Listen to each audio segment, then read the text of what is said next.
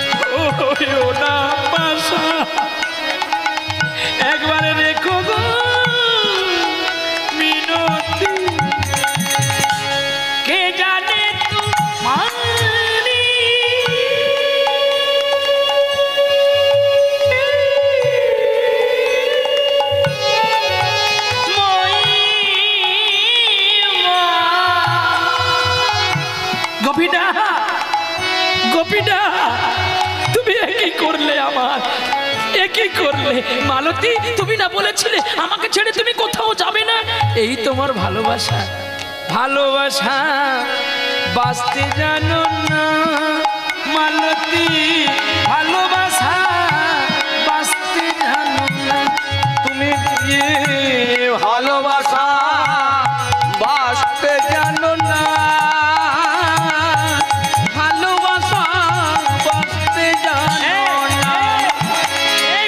তুমি আর কেঁদো না গো। আমরা জানি এই বিশ্ব চরাচরি তুমি ছোটবেলা থেকে অনেক দুঃখ, অনেক বেদনা, অনেক ব্যথা পেয়েছো, আমি জানি। কিন্তু কাল নিয়তির ডাক যখন পৌঁছে যায় ধরা তলে, সে যে কারোর কথা আর শুনে না গো। তাই বলি শোনো বঙ্কু, এই দেহটাকে শ্মশানে সৎ কাজ করে তুমি বাড়ি ফিরে চলো।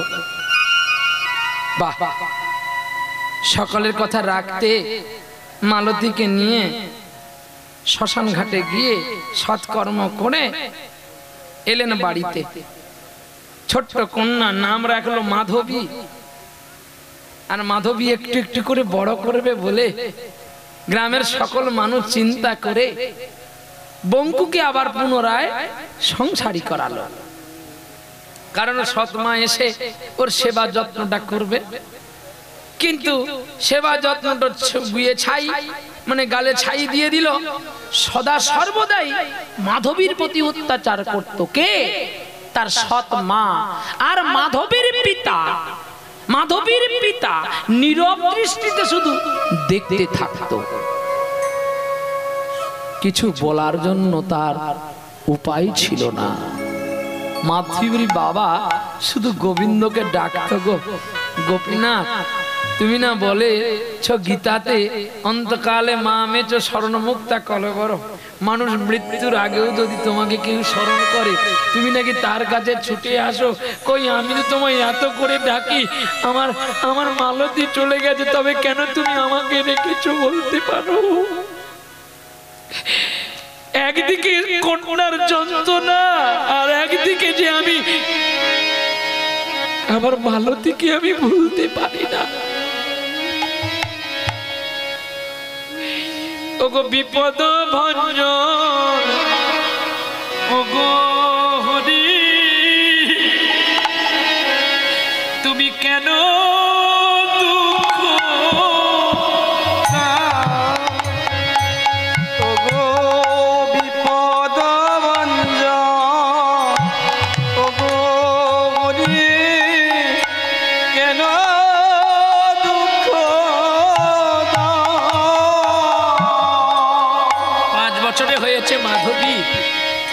মাধবী এসে বাবাকে জড়িয়ে ধরে বলছে, বাবা তুমি কাঁদছো কেন?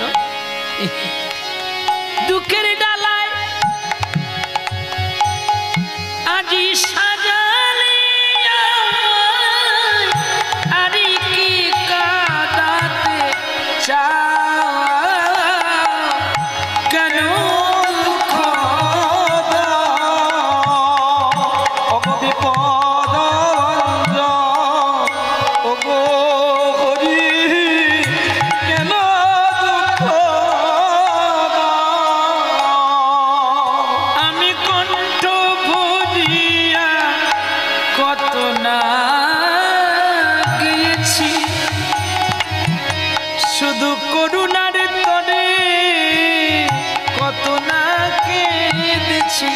এবারে হরি তোমার শ্রীচরণে তলে একবারে আমায় ঠাই দাও,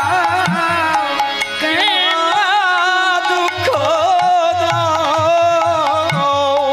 বিপদ ভঞ্জন, ওগো হরি কেন দুঃখ দাও বিপদ।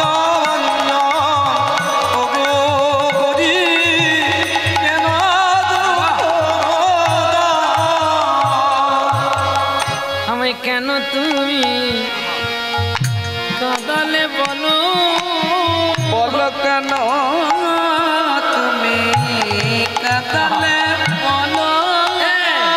ওই তো দূর থেকে গোবিন্দ দর্শন করছে মাধবীর পিতা বঙ্কুকে, কিন্তু মানুষ দেখতে পায় না ভগবানকে। কারণ এত জ্যোতির্ময় তিনি তার জ্যোতিতে জগৎকে আলোর মধ্যে অন্ধকারে ডুবিয়ে দিয়ে অন্ধকারে তিনি দর্শন করে নেন। বলে যেমন তো কিছু বুঝলাম না কথাটার অর্থটা। তৎকালীন দিনে আজ থেকে 20 বছর আগে পুতুল নাচ হতো না? আচ্ছা পুতুলগুলো কি সুন্দর নাচতো বলুন তো। কি আচ্ছা পুতুল নাচতেও পারে, তাহলে নাচানো হয়, তাহলে যে নাচায় তাকে কি দেখতে পাই? কিন্তু পুতুল নাচি যিনি নাচাচ্ছেন তিনি কিন্তু দেখতে পেয়ে গেছে আজকে কতজন ভক্ত এসেছে, কি দেখতে পায় না?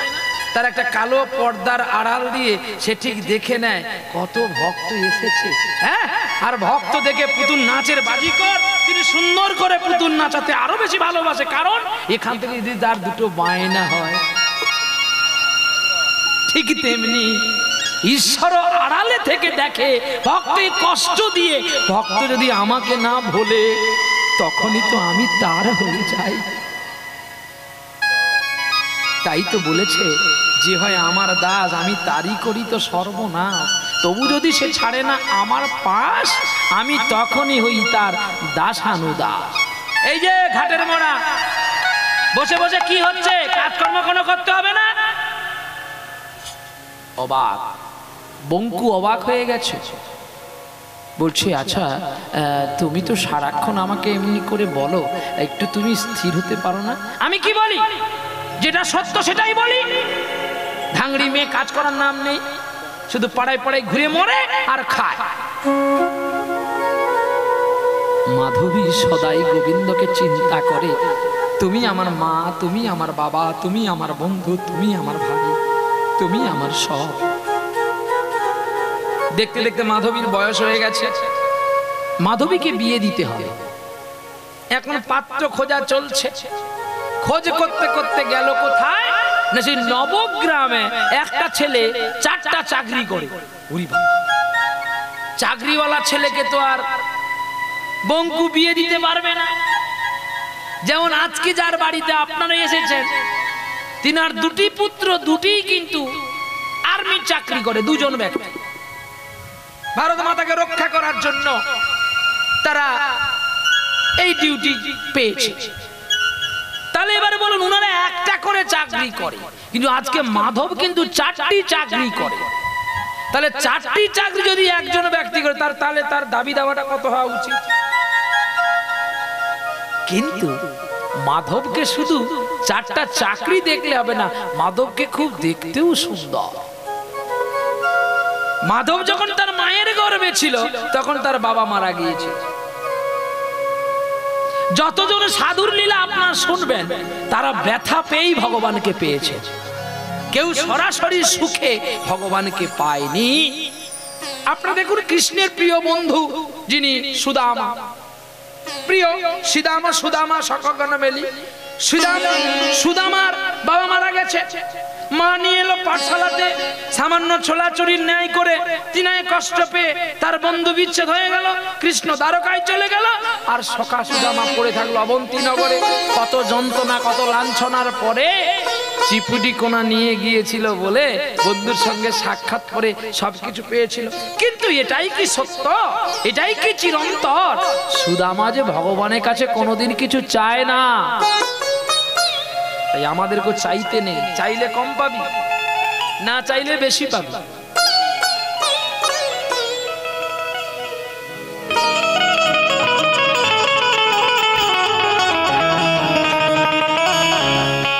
শান্তি পেল গলা, বাবা জ্বালা দিয়েছিল না, মালা পড়ি না। এই মানে সেই যে বঙ্কু দেখতে গেছে, পাড়ার 2জন ছেলে গেছে, মেয়ে গেছে, যখন দেখে ছেলেটা খুব সুন্দর, আর জন্ম দিয়ে ওই মাধবের মাও মারা গিয়েছিল। তাহলে একা ছেলে 4টা চাকরি করে, ছেলের খাওয়া দাওয়ার কেউ নেই, একে বিয়ে দিতে হবে। কিন্তু বিয়ে দিতে গেলে তো অনেক মনের দরকার আছে। বলছে বাবা সোনা তুমি কি করো না? আমি 4টি চাকরি করি। বাহ, এখানে তো আমাদের কোনো কথা চলবে না গো, কি করব? এই শুনছো, বলো না তোমার কি পনাপনি দাবি দাবা আছে, তারপর নয় কথা বলবো।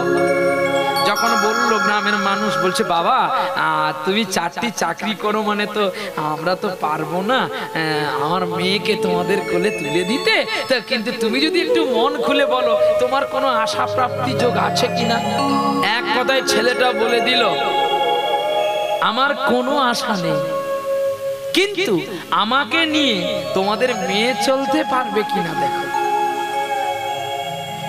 কথাটা দিয়ে গেল, কিন্তু গ্রামের মানুষ কেউ বুঝতে পারলো না। কারণ ও যে চাকরিগুলো করে, এই চাকরিগুলো তার মেয়ে মেনে নিতে পারবে তো? বড় কঠিন কঠিন চাকরি। দেখা যাক কি হয়। অন্তর্যামী রাধা মাধব অন্তরে জানিল, ও সে অন্তরে জানিল, অন্তর্যামী রাধা মাধব অন্তরে জানিল, অন্তরে জানিল। ভক্তের কথা প্রাণ গোবিন্দ জানিতে পারিলেন গো, জানিতে পারিলেন। আর ভক্তের কথা প্রাণ গোবিন্দ জানিতে পারিলেন গো, জানিতে পারিলেন। ধীরে ধীরে প্রাণ গোবিন্দ শ্রবণ করে ভালো, ওরে মাধব মাধবীর বিয়ে আমি খাইব গো ভালো গো, খাইব গো ভালো।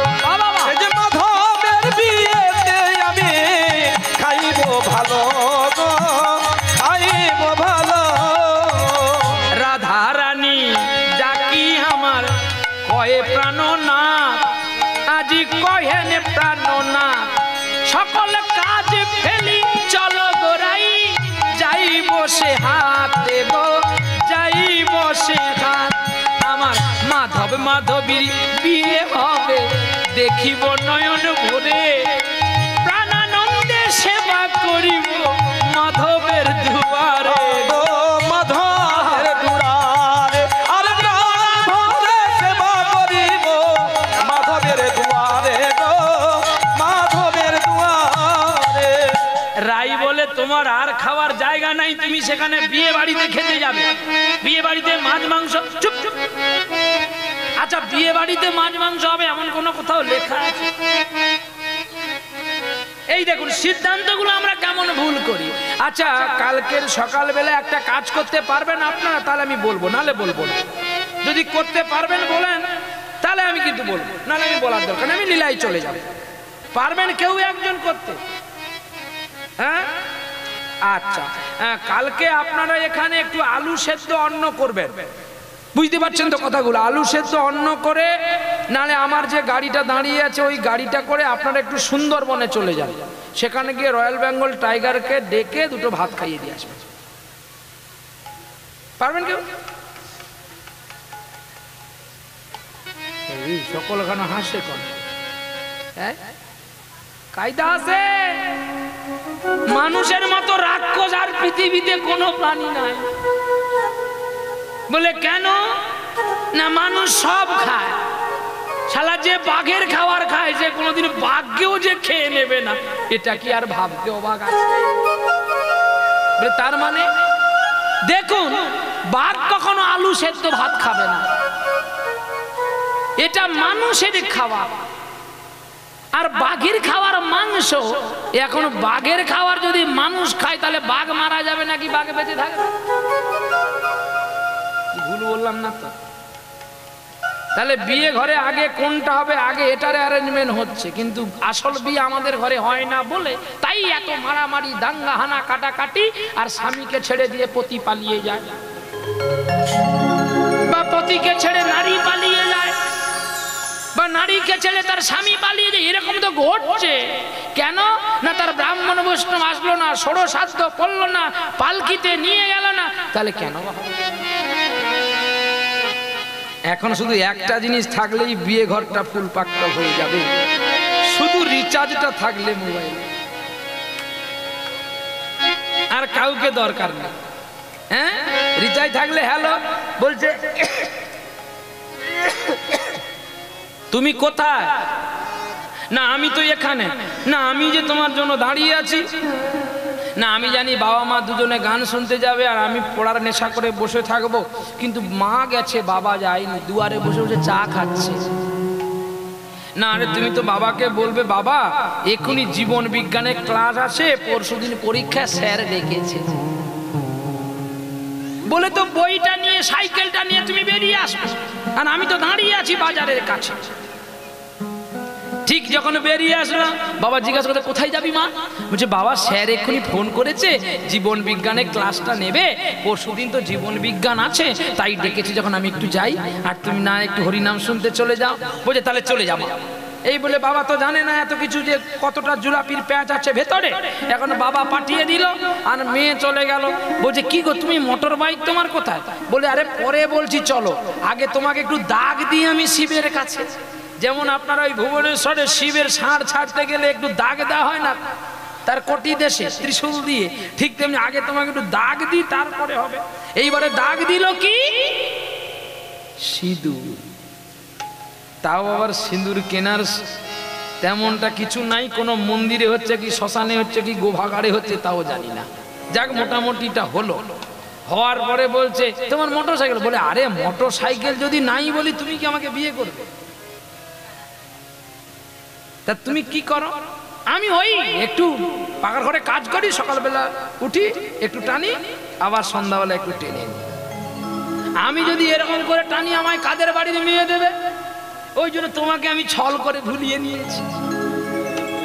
দেখো বলে এইরকম করে কতদিন চলবে? না আমার বেশি দিন চলার দরকার নেই, আমি যাকে নিয়ে চলবো তাকে তো পেয়ে গেছি। তাও বাবা ভালো থাকতো না। জীবন বিজ্ঞান মানে বুঝতে পারলেন? এই জীবনের বিজ্ঞান মাস্টার তো ওই ছেলেটা।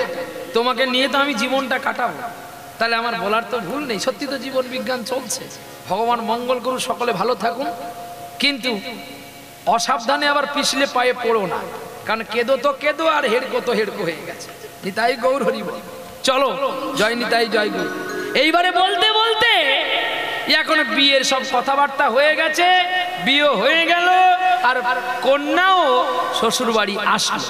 আর কন্যা যেই শ্বশুর বাড়ি এসেছে, এখন ঘরদর পরিষ্কার পরিচ্ছন্ন। এখন নারী মানে নতুন বৌমা যত্ন করে তার স্বামীর সেবা করে।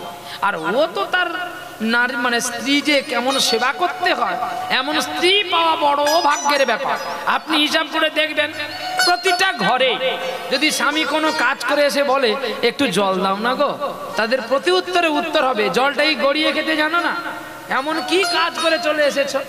আর কি কেউ কাজ করে না? দেখো ঠিক ঠিক এমনি একটা মেয়ে ছিল, যে মেয়েটা তার পতিদেবতা কাজ করে ফিরে আসলে দরজার সামনে দাঁড়িয়ে থাকতো একটু জল নিয়ে, তার স্বামী কখন ফিরবে। যেটা কোনো দিন আপনাদের অনেকের ঘরে হয়। কি হয়? এই বাড়িতে হয়েছে। কি করে হয়েছে দেখুন, বৌমারা হয়তো এখানে থাকে কিনা আমি জানি না, তাহলে বৌমারা যদি এখানে থাকে, ছেলেরা যদি বাইরে থাকে, যখন খবর হয়ে যাবে ছেলে আসবে, কিন্তু ড্রেসিং টেবিল আয়নার কাছে তার স্বামী স্ত্রী দুজনের যে ছবিটা ছিল, ওই ছবিটাকে প্রতিদিন রাতে বেলা বুকের মাঝখানে নিয়ে ঘুমিয়ে যায় মেয়েটা। আর যেই ছেলেটা আসতিছে, শুনতে পেয়েছে, প্লেনে উঠেছে, দরজার কাছে কতবার যাচ্ছে আর কতবার ফটোটাকে লক্ষ্য করছে। যেই বাড়িতে চলে আসলো, তখন আর ফটোটার প্রতি তার এনার্জি নেই, এনার্জি বেশি তার ওই মানুষটার প্রতি। তখন ফটোটা তাকে বলছে কতদিন আর ওকে নিয়ে আদর করবি, ও তো 1 মাস ছুটি নিয়েছে, আবার তো চলে যাবে, আমাকে কিন্তু তোর কাছে আসতে। এমনটা করো না, ভালোবাসাটাকে ভালোবাসার মতো বাঁচতে হবে। যেমন মন্দোত্তরী করেছিল, তারা করেছিল, কুন্তী করেছিল, অহল্যা করেছিল, গৌতম মুনি অভিসম্পাত করলো, কিন্তু তবুও অহল্যা তাকে কিচ্ছু বলল না, শুধু মনে মনে কেঁদেছিল। আর কি বলেছিল জানো? पत्थर बना दिया मुझे रोने नहीं दिया, पत्थर बना दिया मुझे रोने नहीं दिया, पत्थर बना दिया मुझे रोने नहीं दिया, पत्थर बनाया मुझे रोने नहीं दिया, दामन दामन बना दिया मुझे रोने क्यों नहीं दिया, पत्थर बना दिया मुझे रोने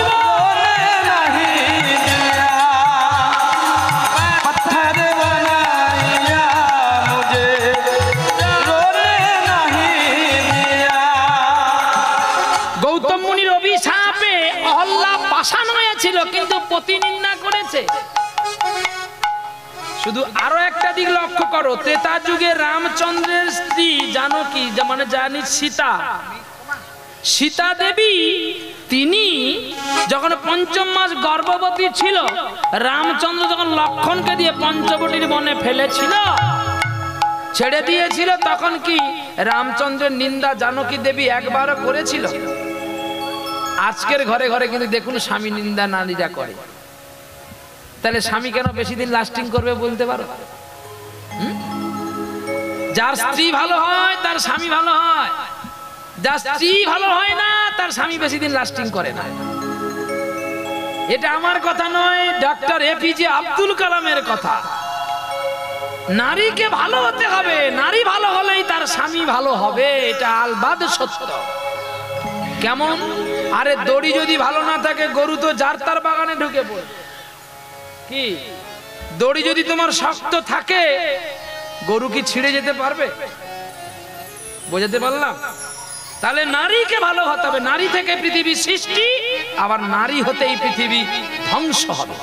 হৃদয় গৌর হরি বল, হরি বল, হরি বল। এবারে চলছে গো গুটি গুটি পায়ে, কে চাকরি করবে বলে মাধব চলছে, আর মাধবী প্রতিনিয়ত বাড়িতে বসে একটি চিত্রপটের কাছে সেবা করে। একদিন ছলনা করিয়া বাসনা করিয়া স্বামীরে জড়িয়ে ধরি, স্বামী জড়িয়ে ধরিল, স্বামী গো এনে দাও আমায় কৃষ্ণ খানি, এনে দাও আমায় কৃষ্ণ খানি, আমায় জানিয়ে দাও কৃষ্ণ খানি, আনিয়ে দাও গো কৃষ্ণ খানি। কিন্তু এটা সত্য, মাধব যাই করুক না কেন, সে চাকরি শেষ করে এসে তার স্ত্রীকে প্রণাম করত। আরে কি ভালোবাসা দেখো! মাধব প্রণাম করার সময় বলতো, প্রবন্নে প্রসদে হারে গৌরী, তুমি আমার মতো অসুরকে নিয়ে কেমন করে সংসার করো, ক্ষমা করো ও গো দেবী, আমায় ক্ষমা করো ও গো দেবী, আমায় ক্ষমা করো ও গো দেবী, ক্ষমা করো ও গো দেবী। বলছে তুমি আমাকে প্রণাম করো কেন গো প্রতিদিন? তোমাকে আজকে বলতে হবে, সকলে তো ডে নাইট ডিউটি করে, তুমি প্রতিটা সময় কেন নাইটে ডিউটি করো? তুমি কি চাকরি করো আমাকে বলতে হবে। তখন মাধব বলছে, আমি বললে তোমার ক্ষতি হবে, হোক ক্ষতি, তুমি বলো না আমার, আমি না তোমার স্ত্রী, তোমার এই ক্ষতিটা যদি আমি একটু শেয়ার করতে পারি। বেশ, আমি বলছি শোনো, আমি 4টা চাকরি করি গো মাধবী। প্রথম চাকরি হচ্ছে আমার চুরি করা। কি কি করো তুমি? চুরি করো? হ্যাঁ মাধবী, আমি যদি এই চাকরির কথাটা প্রথমে তোমার বাবাকে বলতাম, তোমার বাবা কিন্তু আমাকে বিয়ে দিত না। দ্বিতীয় চাকরি করি আমি প্রতিদিন মদ পান করি। যত একটা একটা করে বলছে, মাধবীর এই যে কৃষ্ণ এনে দাও বাসনাটা যেন কণ্ঠ থেকে শুকিয়ে যাচ্ছে। বলো না, আর 2টো চাকরি তুমি কি করো? মাধবী, তোমাকে বিয়ে করার আগে আমি পতিতালয়ে যাই, আর সেই নেশাটা আমি এখনো পরিত্যাগ করতে পারিনি।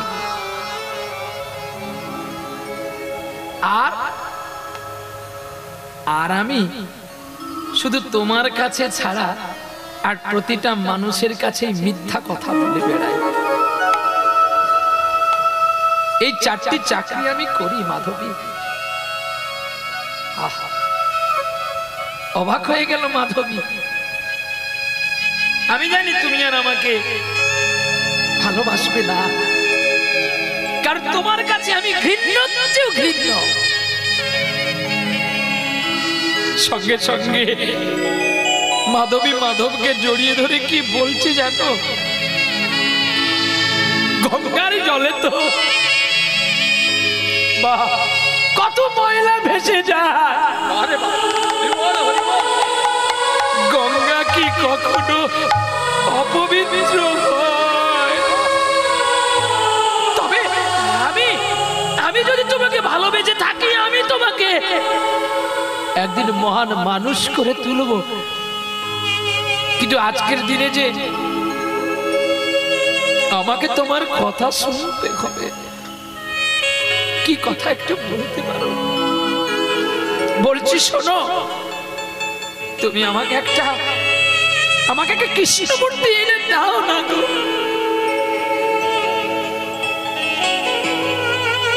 বেশ,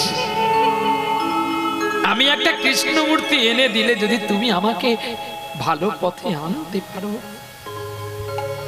আমি বড় খুশি। আহা, কৃষ্ণ মূর্তি আনতে স্বামী স্ত্রী দুজনে চলছে বাজারে, আর স্বামীর হাতটা ধরে মাধবী কাঁদতে কাঁদতে কি বলছে জানো? তুমি আসবে বলে কথা দিয়ে কেন এলে না? তুমি আসবে বলে কথা দিয়ে কেন এলে না? হয়নি? তুমি আসবে বলে কথা দিয়ে কেন এলে না? তুমি আসবে বলে কথা দিলে কেন এলে না?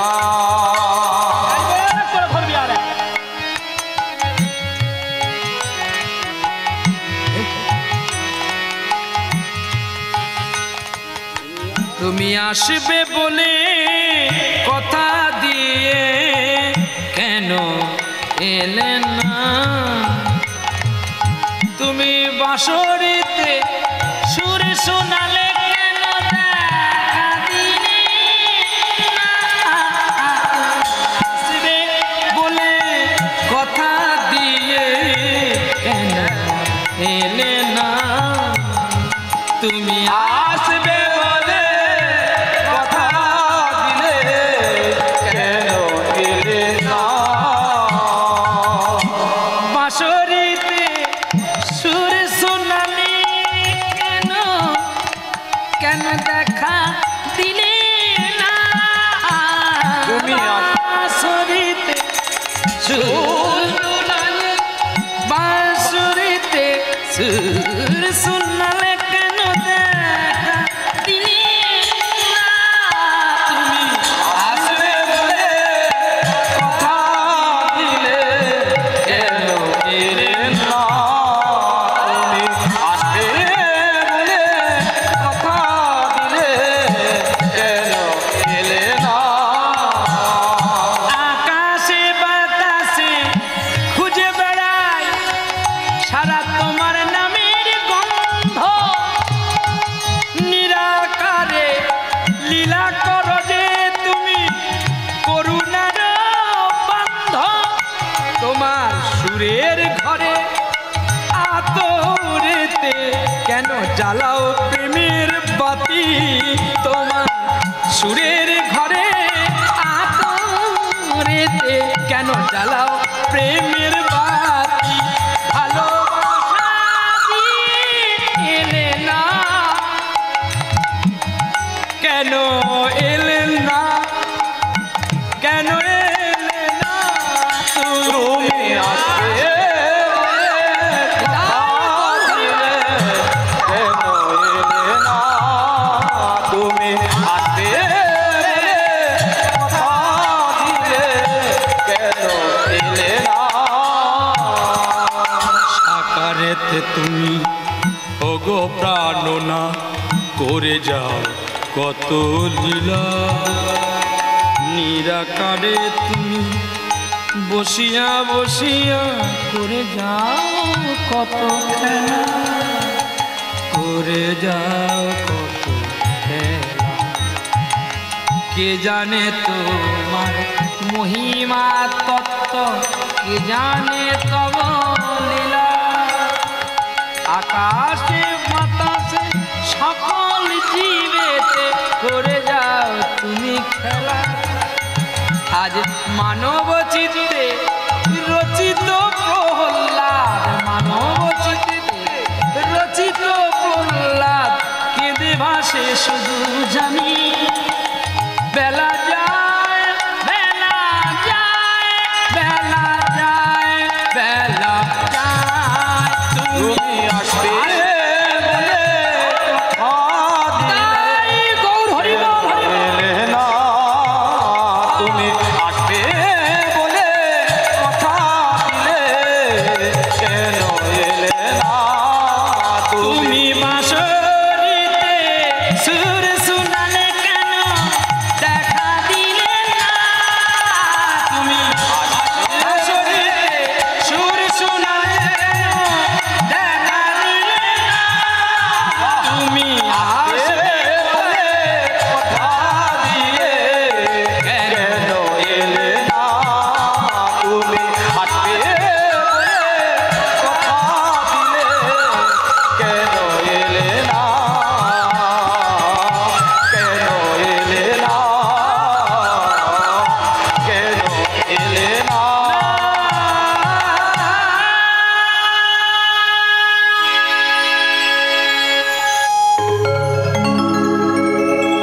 মাধবী, মাধবী, তুমি এত ভালো গান জানো, কই তুমি আমাকে বলনি কেন? মাধব, আর তোমার চোখে জল কেন? হবে না, হবে না, এতদিন আমি ভুল করেছি, এবার যে আমাকে সঠিক পথ চিনতে হবে। তাছাড়া আমার স্ত্রী এত সঙ্গীত জানে যে সঙ্গীতে শত ব্যথাকে দূরীভূত করে দেয়, কিন্তু কেন আমি বুঝি না।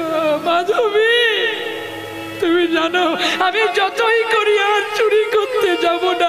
ঠিক ঠিক ঠিক ঠিক সন্ধ্যা হয়ে এলে যেন কে যেন আমাকে বলে, একটু আয়, যাবি না, যাবি না?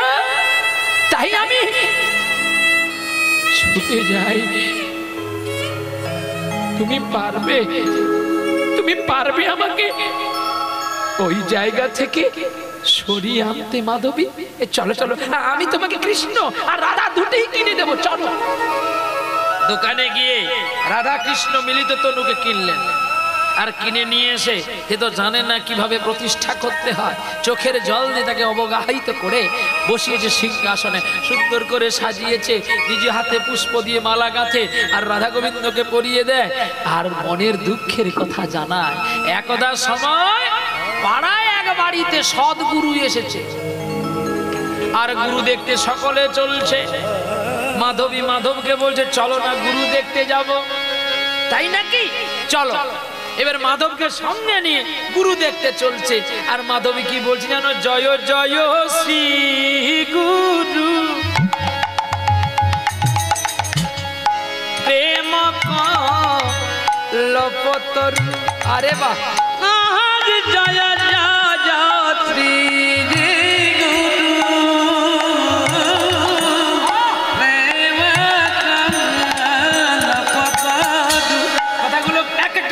না। জয় জয় শ্রী, শ্রী মানে সুন্দর, দুটো জয় দিতে হয় কেন না? গুরুর মধ্যে বিষ্ণু লুকিয়ে থাকেন, তাহলে দুজনকে জয় দিতে হয়। জয় জয় শ্রী গুরু, শ্রী শব্দের সুন্দর। জয় জয় শ্রী গুরু প্রেম কল্পতরু, গুরু একটি প্রেম কল্পতরুর বৃক্ষ, গুরুর কাছে যে যায় গুরু তাকে ফেরায় না।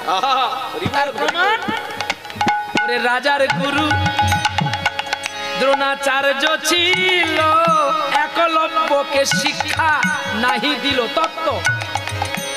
গুরু দ্রোণাচার্য রাজবাড়িকে শিক্ষা দেবে, কিন্তু কোন ক্ষত্রিয় বালক অন্যান্য কাউকে তিনি শিখাতে পারবেন না, রাজ পরিবারের বালক ছাড়া।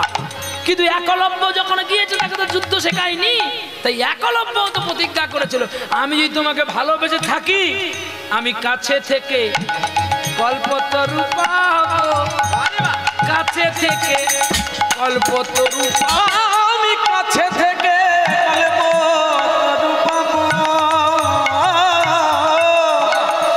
কল্প থেকে কাছে তরু পাবো। কষ্ট করে বলতে হবে, কাছে থেকে কল্প তরু পাবো। তালকে নিতে হবে, সুরকে নিতে হবে, ভাষাকে নিতে হবে, টকটক করে বলতে হবে, মানুষের গায়ে যেন গুলির মতো বাজে, তবে মানুষ আবার ডাকবে, নালে আর ডাকবে না। গুরুদেব আমি যদি তোমাকে ভালোবেসে থাকি আমি কাছে বসে তোমায় পাবো, আর চোখের জলে তোমার চরণ ধোয়াবো। কি সুন্দর কথা দেখো, কে করলো? একলব্য প্রতিজ্ঞা করেছিল। আর মাটির পুতুল করে বনের মধ্যে গিয়ে যেখানে বাঘ ভাল্লুক বাসন করেছিল সেইখানে গিয়ে তপস্যা যোগ করলেন। আর দ্রোণাচার্য থাকতে পারলেন না, মাটির প্রতিমার মধ্যে থেকে উদ্বিগ্ন হয়েছিল, উদ্বিগ্ন হয়ে একলব্যকে বাণ শিখিয়েছিল। আর এর ছলনার পাপ কর্ম করেছিল কিন্তু অর্জুন। আর অর্জুন তখন জানে না যে এটাও আমার রক্ত। একলব্যর কাহিনী মহাভারত পড়লে খুঁজে পাবে। একলব্য বলেছিল কৃষ্ণকে আমাকে 3টি দিন সময় দাও না, আমি পা দিয়ে যুদ্ধ করে করে সব শেষ করব। কিন্তু কৃষ্ণ বলে না, আমি যেটা করি সেটা আমাকে করতে দাও, তোমরা রেস্টে থাকো। তাই একলব্যকে বসিয়ে রাখলেন, ঘটোৎকচকেও বসিয়ে দিলেন, একবীরকেও বসিয়ে দিলেন। হ্যাঁ, আর কে গো? আর কে ছিল? আর কে ছিল যে তিনি বলেছিল আমার 3টি বাণ আছে, 3টি বাণের মধ্যে আমি পৃথিবী সবকে ধ্বংস করে দেব। ওরে বাবার, কৃষ্ণ চমকে উঠেছিল। নাম তার বর্বরী। বর্বরীর কাছে 3টি বাণ ছিল। একটা বাণ যাবে সবাইকে প্রণাম করবে, আর একটা বাণ যাবে চিহ্নিত করবে কে শত্রু কে মিত্র, আর তৃতীয় বাণটি যাবে শত্রুকে মারবে মিত্রকে নিয়ে আসবে। এই 3টি বাণ। কৃষ্ণ বলে তো মহামন্দ হলো, এ যদি থাকে তাহলে তো আমার 18 দিন আর পর্ব লেখা হবে না। তাই বর্বরীকে চেয়ে বসলো। বর্বরী আমার বহুদিনের আশায় আছে, বহুদিনেরই আশায় আছে, আমার বহুদিনের আশা আছে, আমার বহুদিনের আশা আছে, বহুদিনের আশা আছে। বহুদিনের কি আশা? না তোমার মাথা যে এত দামি আমি জানি না, যদি তোমার মাথাটা আমি একটু দান করতে পারতে। বর্বরী বলে এইটা, আর কিছু না তো। বর্বরী তখনও জানে না যে মাথা দিলে তো আমি মারা যাব। দেখেছ ছলনাময় কৃষ্ণ ছলনা করে বর্বরীর মাথাটা কেটে দিয়েছিলেন। তখনই কাটা মাথাটা কেঁদেছিল, তুমি এ কি করলে গোবিন্দ? আমার বড় ইচ্ছা, যুদ্ধ নাই বা করলাম, আমি একটু যুদ্ধ দেখতে পাবো না। বর্বরী মাথাটাকে সকলের ওপরে তুলে রেখেছিল, তুমি দেখতে পাবে কিন্তু কথা বলতে পারবে না। আর তোমার মাথাটা যে আমি কেটে নিয়েছি এই যন্ত্রণাও তুমি পাবে না। বাহ, তাহলে এই সেই মহাভারতের চিত্ততত্ত্ব কথা। এইবারে মাধবী গেল কোথায়? না, মাধবী রাধা গোবিন্দ নিয়ে গুরুকে দর্শন করতে গেছে, রাধা গোবিন্দকে রেখে দিয়ে। জয় জয় শীঘ্র প্রেম কল্পতরু অদ্ভুত জাকু পরকাশ, হিয়া অজ্ঞান তিমির পরজ্ঞান সুচন্দ্র কিরণ পরকাশ। চন্দ্রের উদয় হয়, যাদের গুরু দীক্ষা হয় তাদের সুচন্দ্রের উদয় হয়, আর যাদের গুরু দীক্ষা হয় না সারা জীবন অমাবস্যার আলো তারা পায় না। অদীক্ষা জীবন শূন্য দিক শূন্যঞ্চ বান্ধবা পুত্রহীন গৃহশূন্যশ্চ সর্বশূন্য দারিদ্রতা। আমাদের পুত্র আছে বলে আমরা মারধর করি, গালিগালাজ করি। যাদের পুত্র নেই তারা যে কতটা ব্যথিত পড়া একমাত্র শুধু তারাই বোঝে, আর কেউ বোঝে কি। কিন্তু আজকাল ছেলেগুলো দেখো মা বাবাকে দুটো খেতে দেয় না, দেয় কি? আপনারাও আমাকে বলবেন তুমি কি খেতে দাও? আমি তো পারি না, আমি যে ভুল করছি সেটা আপনারা কেন করবেন? আমি তো একটা যাযাবর, আমি সারা জীবন খালি ঘুরে ঘুরে বেড়াই, তাহলে আমি কি করে খাবার দেব? তবে কক্ষের আড়ালে যতটুকু পারি করি, সম্পূর্ণটা আমি করতে পারি। টাকা দিলে যদি সব দেওয়া হতো তাহলে তো সবাই বৃদ্ধাশ্রমে রেখে আসে। তাহলে বাবা মার জন্য, সন্তানের জন্য ভগবানের কাছে কেন বাবা মা বাসনা করে? যতই তোমার মা খারাপ হোক না কেন তবু সে তোমার জননী, আর পিতা তোমার যতই নষ্ট হোক না কেন তবু সে তোমার অন্নদাতা বাবা, যে তোমাকে নয়ন দেখিয়েছিল, যার কৃপাতে তুমি আজকে প্রতিষ্ঠামান হয়েছে। ওই পিতা মাতার নিন্দা, ওই পিতা মাতার সেবা থেকে কখনো তুমি বঞ্চিত হয়ে না। তাহলে তুমি যতই ভগবানকে ডাকো না কেন, ভগবান তোমার কাছে আসবে। নিতাই গৌর, নিতাই গৌর, হরি বল, হরি বল। দেখতে দেখতে মাধবী গুরুর কাছে বসেছে, গুরুকে প্রণাম করছে। গুরু ব্রহ্মা, গুরু বিষ্ণু, গুরুদেব মহেশ্বর, গুরু রেব পরম ব্রহ্ম বা গুরু সাক্ষাৎ পরম ব্রহ্ম, তস্मै শ্রী গুরবে নমঃ। অজ্ঞানং তিমিরং জ্ঞানাঞ্জন শলাকয়া চক্ষুর্মিলিতং যেন তস্मै শ্রী গুরবে নমঃ। অখণ্ড মণ্ডলাকারং বৃত্তং যেন চরাচরম দর্শিতং যেন তস্मै শ্রী গুরবে নমো নমঃ। মন্নাথ শ্রী জগন্নাথ মদ গুরু শ্রী জগৎ গুরু মতাত্মা সর্বভূতাত্মা তস্मै শ্রী গুরবে নমঃ।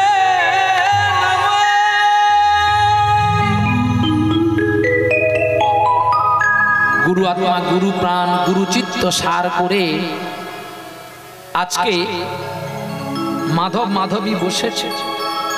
গুরু হরি কথা, ভগবত কথা বললেন, আর বলার পরে মাধবী বলছে, বাবা আমার একটা আশা। না কি আশা?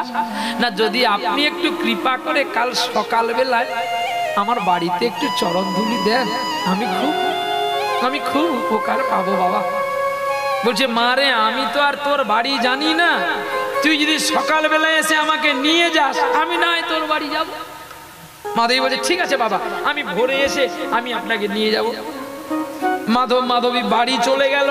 আর বাড়ি যাওয়ার পরে দুজনে বিশ্রাম করেছে, আর বিশ্রাম করে যে মাধব ঘুমিয়ে গেছে, আর মাধবী বধূর চরণ সেবা করছে। আর চরণ সেবা করতে করতে মাধবী কেঁদে কেঁদে বলছে, বধূকে কি আর বলিব আমি, কি আর বলিব আমি। মাধব ঘুমিয়ে গেছে ছিল, তার ঘুম ভেঙে গেছে। কে এমন করে কোকিল কণ্ঠে গান করে? মাধবী কাঁদছে আর পতি সেবা করছে। এমন যদি প্রতি ঘরে নারীরা পতি সেবা করতো গো, তার পতি আর পালিয়ে যেত না। বধূ কি আর এমন করে যদি প্রতিটি পুরুষ তার নারীর সেবা করতো, যত্ন করে ভালোবাসতো। কেউ ভালোবাসা দেয়, সে ভালোবাসা পায় না, আর কেউ ভালোবাসা দেয় না, তবুও সে ভালোবাসাটা পায়। বধূকে কি আর বলিব আমি, কি আর বলিব আমি। আজ জীবনে জীবনে জনমে মরণে জীবনে জীবনে জনমে মরণে রানগ দুই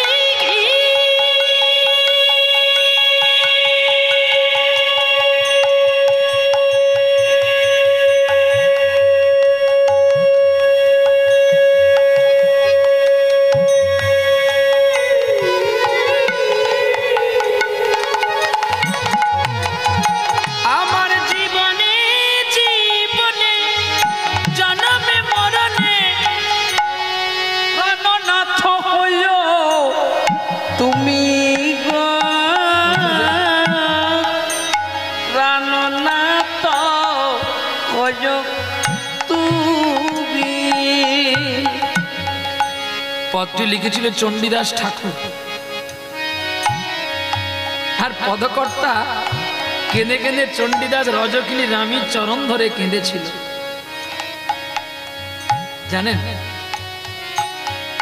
মেদিনীপুরের একটাই জিনিস খুব ভালো, ঘন্টা বাজলে আর মন থাকবে। ঘন্টা বেজে যদি গেছে, মনটা তোর সেখানে গেছে, যদি শেষ হয়ে যায়। হ্যাঁ, দুটো আশায় মানুষ আসে, দুটো আশা যারা করে তারা কখনো গোবিন্দ লাভ করতে পারে না। একটা আশা নিতে হবে। দুটো নৌকায় যদি দুদিকে পা দিয়ে দাও, তোমায় কিন্তু জলে পড়তেই হবে। একটা আশায় থাকো, একটা নৌকায় বসে থাকো, দেখবে ভগবানকে পাবে। তার শ্যামা সঙ্গীতে রামকৃষ্ণ পরমহংসদেব সারদা দেবীকে বলেছিল, পাখি তুই ঠিক বসে থাক, ঠিক বসে থাক, ঠিক বসে থাক রে, রামকৃষ্ণ নামের মাছ তুলে বিথাই উড়া নড়া চড়া, কুল পাবি না শেষকালে, সারা জীবন খাবি, পরের দিন সকালবেলা টিনে দিবি, তোর জমা কিছু নাই। তাই বলছে পাখি তুই ঠিক বসে থাকে, ঠিক বসে থাকে, ঠিক বসে থাক রে, রামকৃষ্ণ নামের মাছ তুলে, নাহলে তোর বিথাই উড়া নড়া চড়া, কুল পাবি না শেষকালে। নিতাই গৌর হরি বল। হরি হরি। যাক, আমি শেষ করে দিচ্ছি, আপনাদের কষ্ট হচ্ছে, কোনো অসুবিধা নেই। তাড়াতাড়ি আমার হলে তো আমারই ভালো, কম ডিউটি করে যদি বিল পাই বেশি, বেশি খাটতে যাবো, হবে কি বলো? নিতাই গৌর হরি বল। তিনি তো জগৎগুরু নিতাই গো, তিনি সবকিছু শেষ করেছিল বলে গৌর তার কাছে বাঁধা আছে। বাবা মা সাধ করে এক একটা নাম দেয়, নিতাই নিতাই বলে, নিতাই চাঁদ। হ্যাঁ, জগতের গুরু নিতাই চাঁদ, জগতের সবাই তাকে প্রণাম করে, এমনকি শ্রীমান মহাপ্রভু তাকে প্রণাম করেছিল। তাহলে নামের সঙ্গে আমাকে মিল রাখতে হবে, আমার আচরণ, আমার ভালোবাসা, আমার চলন ঠিক রাখতে হবে। নিতাই গৌর, নিতাইকে ডাকলে গৌরকে পাওয়া যায়, গৌরকে ডাকলে কখনো নিতাইকে পাওয়া যায় না। নিতাই হচ্ছে বলরাম, আগে বলরাম, আগে কিন্তু রাম বলো, আগে কিন্তু বলরাম, তারপরে কৃষ্ণ। জয় গুরু, জয় গুরু। জনমে জনমে জীবনে মরণে প্রাণনাথ হইও তুমি। তাহলে এখানে মাধবী সকালবেলা হয়ে গেল, আর ঘুম হলো না, স্নান করে রাই জাগো বলি সুখসারি বলে রাধা গোবিন্দকে জাগিয়ে দিয়ে পুষ্প চয়ন করে রেখে মালা গেঁথে রাধা মাধবকে দিয়ে স্বামীকে ডেকে বলি তুমি দাঁত ব্রাশ করো, দাঁত মজন করো, আর স্নান করো, আমি তাড়াতাড়ি আসছি গুরুকে নিয়ে। এসে যেন দেখতে পাই তুমি স্নান করে নিয়ে। কি ভালোবাসার শাসন দেখেছো? আমাদের ঘরে শাসনগুলো আলাদা করে হয়, দাঁত খিচিয়ে মুখ পেঁচিয়ে, বাবারে বাবা, শালা পেলে যেন শালা চিবিয়ে খেয়ে ফেলবে। হ্যাঁ, दूरे থাকবেন। दिन का मोहिनी रात का बागिनी पलके पलके चोषे दुनिया जीव का बावरा होकर घर घर बागिनी पुषे।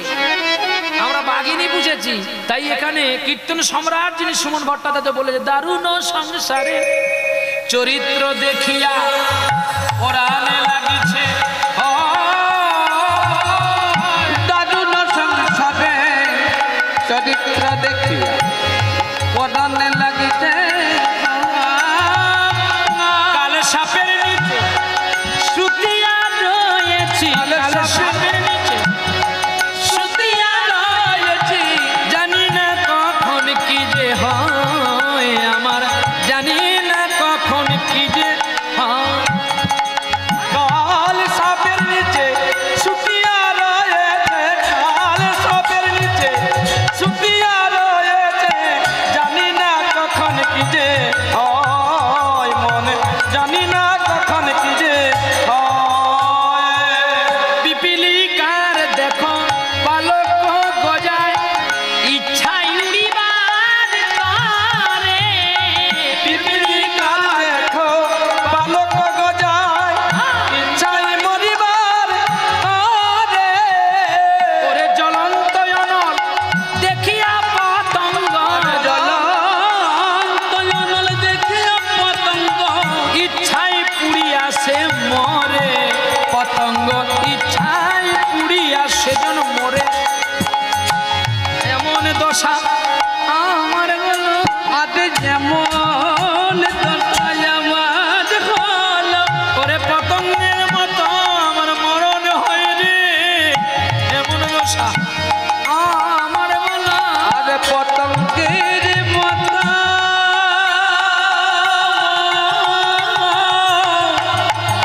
মতন হইতে ওগো রাধে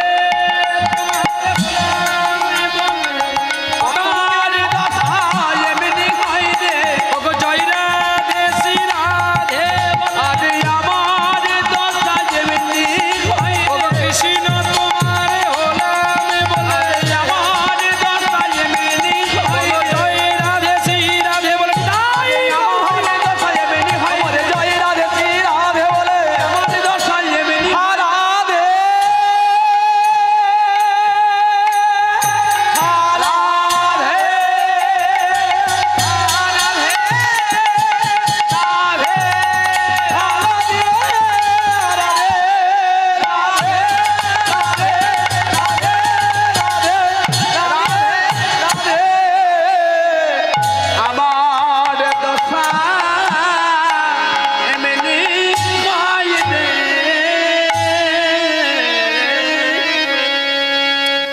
গুরুদেবকে গিয়ে প্রণাম করলেন মাধবী। গুরুদেবকে প্রণাম করে গুরুকে সঙ্গে নিয়ে গুটি গুটি করে চলছে। প্রথমে অনেকে দেখে বলছে এ আবার কবে থেকে বৈষ্ণবী হলো, আমাদের গ্রামাঞ্চলে হয় না। হ্যাঁ, একজন বাঙালিকে দেখে বলে কি ভাই ভালো আছো, আর একটা মুসলমানকে দেখে কি বলবে সেটা জানা আছে কি? সেলাম আলাইকুম। তো ঘুরে তিনি কি বলবেন? আলাইকুম সেলাম।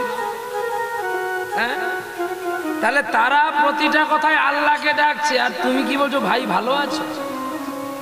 শুধু এই কথা নয়, আরো সত্য কথা বললে আপনারা কষ্ট পাবেন, এই জন্য আমি বলিনি বাবা, বলতে হবে, বললে কষ্ট পাবেন না তো। ছেলেটা চাকরি করে বাড়ি এসেছে, বাড়িতে অনুষ্ঠান আছে বলে, কিন্তু তার বন্ধু বান্ধব শুধু একটু টানটু খাবে বলে শুধু ঘুরঘুর করছে। তুই কখন একটু ফাঁকা পাবি বল না বন্ধু? বলছে দেখছিস না বাড়িতে কাজ হচ্ছে, তোরা একটু কাজকর্ম করে দে, কালকে সেই ফাঁকা বাঁধে গিয়ে সন্ধ্যাবেলায় দেখ। সত্যি বলছিস তো তুই? আচ্ছা তো আমি তোর বন্ধু, আমি মিথ্যে কথা বলি কখনো? দেখ কিন্তু আমরা সব কাজ করতেছি, কিন্তু রাতে একটু হবে না, একটু চুপ কর, লোকে দেখলে কি বলবে? না কেউ দেখতে পাবে, ওই তোর বাড়ির পেছনে গিয়ে ঝেড়ে দেবো। মহাপ্রভুর নাম যজ্ঞে যদি টানটু চলে, ফান্টু আর কতদিন টিকে থাকবে? ফান্টু যে অকালে ভেঙে যাবে। হাত থেকে বোতল পড়ে গেলে যেমন থাকে না, তেমনি সত্য আর বেশিক্ষণ টিকে থাকতে পারবে না, সত্য চলে যাবে। নাসিক বলেছে তো পৃথিবী আর মাত্র 50 বছর লাস্টিং করবে, তারপরেই তলিয়ে যাবে আস্তে আস্তে করে। আজ থেকে 10 বছর আগে এত ঝড় জল ছিল? হ্যাঁ, কদিন আগে যা ঢালা শুরু করেছিল ইন্দ্র দেবতা, ভগবান বিষ্ণু যদি ইন্দ্রের কাছে না যেত, এখানে নামযজ্ঞ বন্ধ থাকতো, এতদিনে কত মানুষ মারা যেত। আবার কিছু কতিপয় মানুষ আছে তারা ঠাকুরকে ধূপ দিচ্ছে, ঠাকুর বন্যা যেন হয় রে, কায়দা আছে। তারা ধূপ দিয়ে বলছে ঠাকুর বন্যা হলে আমার 14 পুরুষ বসে খাবো। তাই গৌর হরি বল। কেউ ডাকে জগতের মঙ্গলের তরে, আর কেউ ডাকে নিজের পকেট ভর্তি করার তরে। ভগবান বলে যে নিজের জন্য চিন্তা করে, আমি তোর জন্য একটা জায়গা খুলে রেখেছি, নার্সিং হোম। সকলের মেরে মেরে সঞ্চয় করবি, এমন জায়গায় একটা ফোড়া হয়ে ক্যান্সার হবে, হট করে তো আমি রিপোর্টটা দেব না, একটু পরে পরে রিপোর্ট দেব, যতক্ষণ না তোর সব বিক্রি করতেছি। তোর বিক্রি বাটা শেষ, তোর মেয়াদও শেষ। ভাগবত পাঠ হবে, তোর বাড়িতে চাল থাকবে না, লোকের বাড়িতে তুই মেঘে আনবি। তুই কিছুদিন আগে বেশ গরম করে লোকের কাছে বলতিস না, চিরদিন কাহারও সমান নাই যা। এই জন্য দম্ভ করতে নেই, অহংকার করতে নেই, আর কখনো নিজেকে বড় বলে জাহির করতে নেই, নম্র হয়ে থাকতে হয়। কেউ যদি তোমাকে শালা বলে বলুক, তুমি বলো না। যদি তোমাকে শালা বললে তুমি শালা হয়ে যাও, তাহলে তার মহান পুরুষরা এত শালা খেয়ে কে তারা মহান পুরুষ এমনি হয় না। ডাক্তার বিধানচন্দ্র রায়কে একটা বড় ছোট ডাক্তার তিনি বলেছিল, আপনার কাছে স্ট্যাথোস্কোপ নেই, আপনার কাছে প্রেসার যন্ত্র নেই, আপনি কেমন ডাক্তার হে? বিধানচন্দ্র রায় বলেছিল সত্যি তো। কে বলে? আমি ডাক্তার বাবু বলে। স্যার আপনারাই তো ডাক্তার বাবু, আপনাদের কাছে প্রেসার মাপার যন্ত্র আছে। আচ্ছা বলতে পারো কোন কাঁটাটা কোন জায়গায় থাকলে প্রেসারটা সঠিক হয়? হ্যাঁ, কোন কাঁটাটা কোন জায়গায় থাকলে প্রেসারটা সঠিক মাপা হয়? নাড়ি ধরে যদি রোগী দেখবে, রোগ দেখবে, তাহলে দূর থেকে কেন দেখা যায় না? তাহলে পড়ার সময়টা যদি ভালো করে পড়তে, চোখ বন্ধ করেই তো পরীক্ষায় লেখা যায়। পরীক্ষায় লেখার সময় তো আর বই দেখে লেখা হয় না। তাহলে রোগীর গায়ে হাত দিয়ে চিকিৎসা করতে হবে কেন? দূর থেকেও তো চিকিৎসা করা যায়। বলছে প্রমাণ, বলছে প্রমাণ দেব। একটা ছেলের টিবি হয়েছে, তার বাবা গেছে তাকে ট্রিটমেন্ট করার জন্য ডাক্তার বিধানচন্দ্রের কাছে। তো এখন বিধানচন্দ্র তো 3 তলাতে ছেলেটা আছে, বাবা একটু গেয়ে নাচছে, 3 তলাতে ছেলেটা আছে দেখে এখন ডাক্তার বাবুকে নিয়ে যাচ্ছে। 1 তলাতে যেতেই ছেলেটার কাশি শুনতে পেল ডাক্তার বাবু। ওইখান থেকে ডাক্তারবাবু ফিরে নিচের তলায় বাবা দাঁড়িয়েছে। ডাক্তারবাবু আপনি এক্ষুনি বোধ আমার ছেলেকে দেখে নিলেন?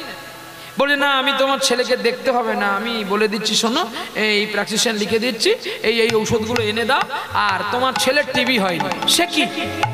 না না, তোমার ছেলের টিভি হয়নি, তবে তোমার ছেলে যে গরুর দুধটা খায় ওই গরুটার টিভি হয়েছে, ওই গরুর দুধটা বন্ধ করে দাও আর এই ওষুধটা এনে তোমার ছেলেকে খাইয়ে দাও। ভালো, তারাই মহান ডাক্তার ছিল, মহান মানুষ ছিল। যা আজকের ডাক্তার সমাজ, আজকের ডাক্তার সমাজ বড় আলোকিত করতে পারে না, অন্ধকারের দিকে চলছে। কারণ এই বিধানচন্দ্রের মতো একটা ডাক্তার আর পৃথিবীতে আসে না বলে। আপনারা আমরা কত গর্বিত, আপনারা জানেন না আপনারা কত আলোকিত। যেই গ্রামে, যেই দেশে আপনারা বাস করেছেন, যেই জেলাতে আপনারা বাস করেছেন, এই জেলাতে একটা ছেলে ছিল যার নাম ঈশ্বরচন্দ্র বিদ্যাসাগর, পোস্টের আলোতে পড়তো। তাহলে সেই দেশের ছেলে আপনারা, আপনাদের মধ্যে তো আদর্শ ভালোবাসা আমাদের থাকবেই। এই জন্য মেদিনীপুরকে সকল কীর্তনীরা ভয় পায়, বলে মেদিনীপুরে স্টার পাবি তো সব জায়গায় কীর্তন গাইতে পারবি, নালে তোর সকল কুটুর ডুববে। তাই গৌর হরি বল, হরি বল। চলো এবারে যাই মাধবীর কাছে। এবার মাধবী গুরুকে নিয়ে আসলেন, গুরুদেবকে প্রণাম করছে মাধব আর মাধবী। চার পাদ্য অর্ঘ্য করলেন। মনে করে জানবেন, ব্রাহ্মণ বৈষ্ণবকে কাঁসার পাত্রে পাদ্য অর্ঘ্য করবেন না, দণ্ডনীয় অপরাধ। হরিভক্তি বিলাসে লেখা আছে, কাঁসার পাত্রে কাউকে পা ধোয়াবেন না। বলবে কেন? তাহলে পাথরে ধোয়াবো না, পাথরে গোবিন্দ বানানো হয়। পাথরের বিষ্ণুশিলা শালগ্রাম নয় না, লোহার গো পাথরে। তাহলে বজ্রকীট ওই পাথর কেটে ফেলেছিল বলে শালগ্রাম হয়েছে, তাই পাথরে ভগবান আছে বলে তাই পাথরে থালায় বৈষ্ণব কিংবা ব্রাহ্মণ কিংবা গুরুকেও পাদ্য অর্ঘ্য হবে না। তাহলে কাঁসাই দোষ কই, পেতলে দোষ কই? না ওই যে দেখুন গোপালজি বসে আছে, কিসে বানানো? হ্যাঁ, ওই ধাতুর মধ্যে তো। তাহলে ওই ধাতুতে উনি তৈরি হয়, বানানো হয়, তাহলে ওই ধাতুতে কি করে চরণ ধোয়াবো? যেই পাত্রটাই গোবিন্দ বিগ্রহ হবে না, ওই পাত্রে আপনি ভগবানের উদ্দেশ্যে ওনাদের পাদ্য অর্ঘ্য করবেন।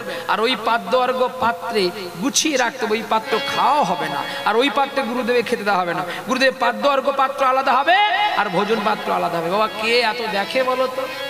কি এত আর কে দেখেনি? তাই গৌর হরি বল, যাই লীলাতে যাই। এইবারে চলল গো মাধব, মাধবী তার চরণ সেবা করেছে।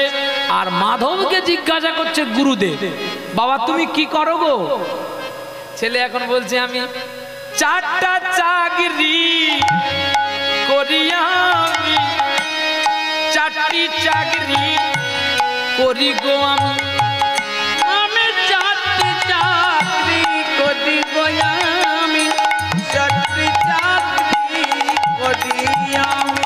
গুরুদেব বলছে, তোমার মঙ্গল হোক পুত্র, তুমি লক্ষ্য করো কি করে চারটা চাকরি? হ্যাঁ রে বাবা, কি কি চাকরি? লজ্জা পেল শ্রীমাধব, লজ্জা পেল শ্রীমাধব, লজ্জা পেল শ্রীমাধব, লজ্জা পেল শ্রীমাধব, লজ্জা পেল শ্রীমাধব। শ্রী শব্দে সুন্দর, এদিকে মাধব লজ্জা পেয়েছে আর ওদিকে শ্রী মাধব লজ্জা পেয়েছে। কি করে? ভিগুমুনি যখন লাথি মারে গোবিন্দ তখন শয়ন করে। আরে ভিগুমুনি যখন পদা মারে গোবিন্দ জামার তখন শয়ন করে। ভিগুমুনি যখন লাথি মেরেছিল গোবিন্দকে, তখন গোবিন্দ কি করেছিল? ঘুমিয়েছিল। তাই শ্রীমাধব লজ্জা করে, বৃন্দাবনের মাধব লজ্জা করে। শ্রীমাধব যখন লজ্জা করে, বৃন্দাবনের মাধব লজ্জা করে। আমি বলতে পারি না, বলতে পারি না, আমি বলতে পারি না, আমি বলতে পারি না, এই কথা, এই কথা বলতে পারি না, আমি এই কথা বলতে পারি না, এই কথা, এই কথা বলতে পারি না, আমি এই কথা বলতে পারি না। মাধব বলছে, আমি এ কথা বলতে পারবো না গুরুদেব। বলো বলো, সত্য করে আমার কাছে বলো। ভয় করার কোনো দরকার নেই, লজ্জা করার কোনো দরকার নেই। তবে তুমি যদি সত্যি কথাই আমার কাছে বলো, আমি সত্যের উপায় বলে দেব। আমি সত্যের উপায় বলে দেব।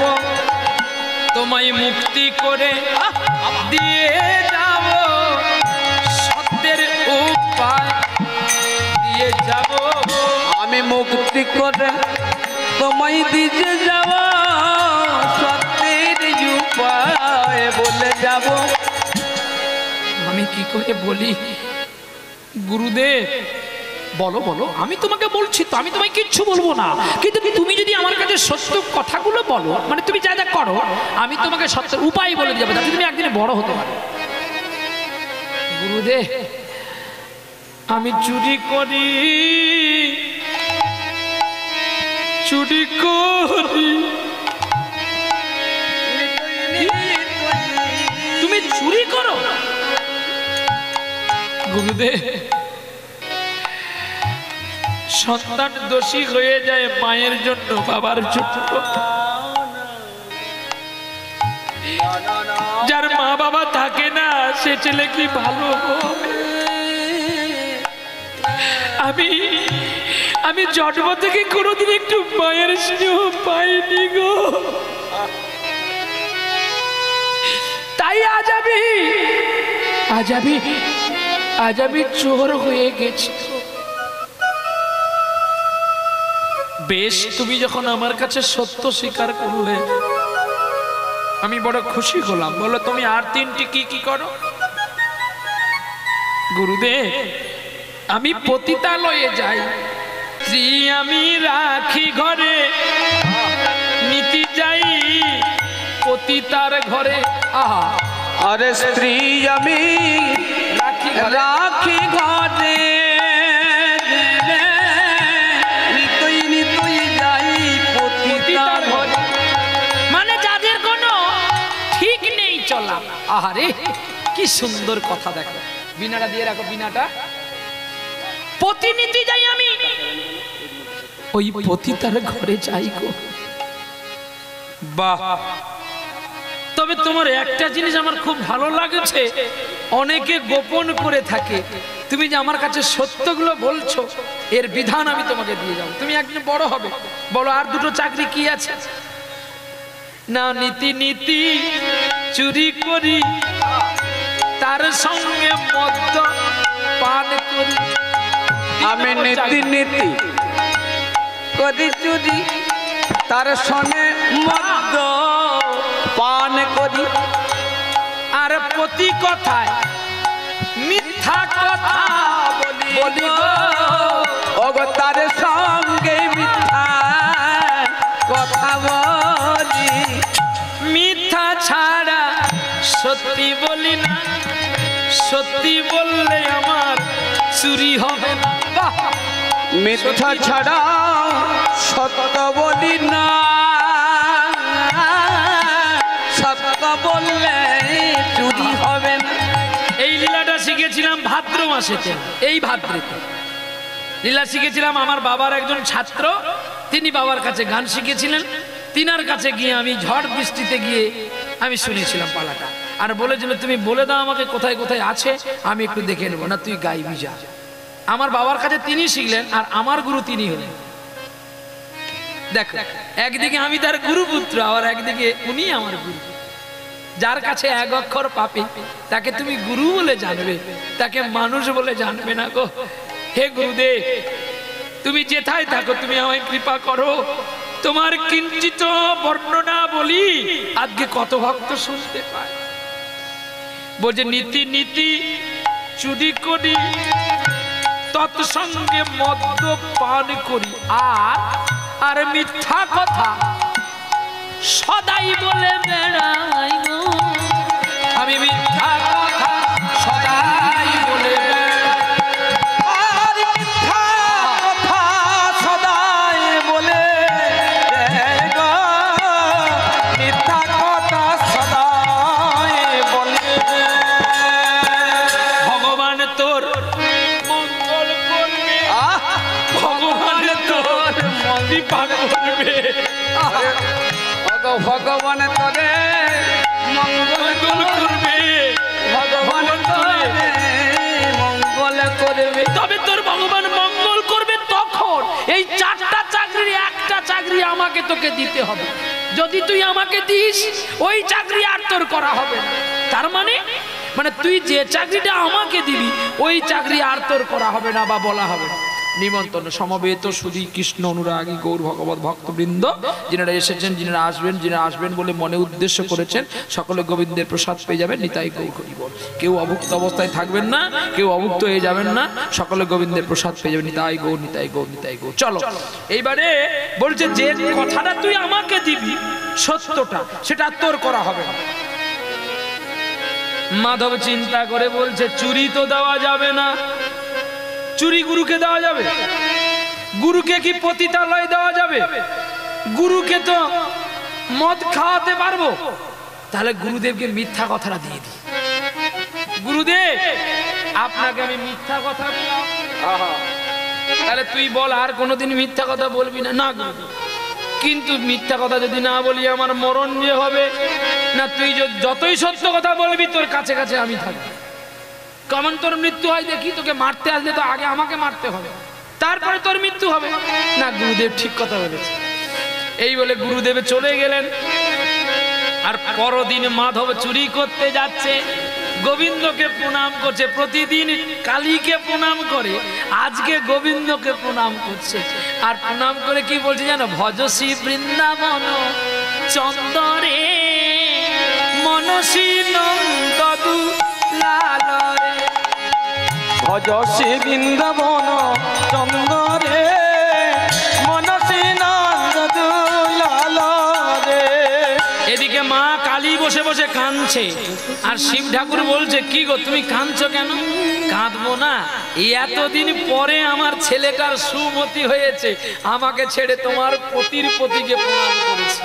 তার মানে ওই দেখো আমার মাধব এতদিন পরে গোবিন্দের কাছে মাথাটা নোয়ালো। তাহলে গোবিন্দের কাছে যে মাথা নোয়ায় তার কি বলি হয়? হ্যাঁ, সে অনায়াসে চুরি করবে। তুমি আজ কত সুন্দর দৃশ্য দেখতে পাবে, দেখো। হ্যাঁ, এইবারে চলছে মাধব গোবিন্দের গান করতে করতে। ডাকাত কোনোদিন গান করে? ডাকাত তো চুপি চুপি করে যাবে। সে আজ আনন্দ মনে চলছে। ভজসী বৃন্দাবন চন্দরে মনসী নন্দদুলালরে। ভজসী বৃন্দাবন চন্দরে মনসী নন্দদুলালরে। হৃদয় রতন অতিরে হৃদি বৃন্দাবন লাল। হৃদয় রতন পতিরে হৃদি বৃন্দাবন লালরে। ভজসী বৃন্দাবন চন্দরে মনসী নন্দদুলালরে। ভজসী বৃন্দাবন গৌর হরি মনসী নন্দদুলালরে। মায়া জল দিতে হইয়া দাঁড়ান, নিশি নিশি খেলা করো হইয়া কি নিচন। ও কালোর কুল দিবর আসিয়া ঘটিল কতজন জালরে। ভজসী বৃন্দাবন চন্দরে মনসী নন্দদুলালরে। ভজসী বৃন্দাবন চন্দরে মনসী নন্দদুলালরে। এখন ডাকাত মাধব চিন্তা করলো আজকে আমি রাজবাড়ি চুরি করব, কিন্তু আমার তো মিথ্যে কথা বলা চলবে না। রাজবাড়িতে গান চলছে গো, নাচ চলছে। ঠমকি ঠমকি চলে পায়েলিয়া। और ठमके ठमके चले पायलिया। ঠমকি ঠমকি চলে পায়েলিয়া। ठमके ठमके चले पायलिया। पायलिया रे पायलिया। पायलिया रे पायलिया। पायलिया रे पायलिया। पायलिया रे पायलिया। ठमकी ठमकी चले पायलिया। ठमके ठमके चले बाजे पायलिया। ठमके ठमके चले बाजे पायलिया। नित चराली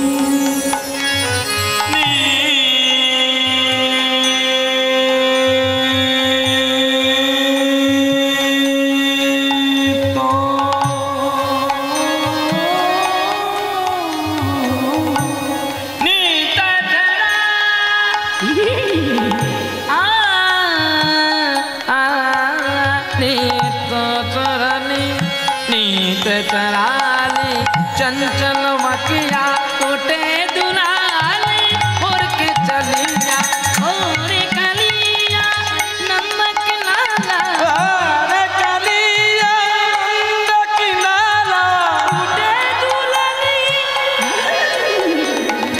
धमकी धमकी चले पायलिया धमकी धमकी चले पायलिया धमकी धमकी चले पायलिया धमकी धमकी चले धमकी धमकी चले धमकी धमकी चले पायलिया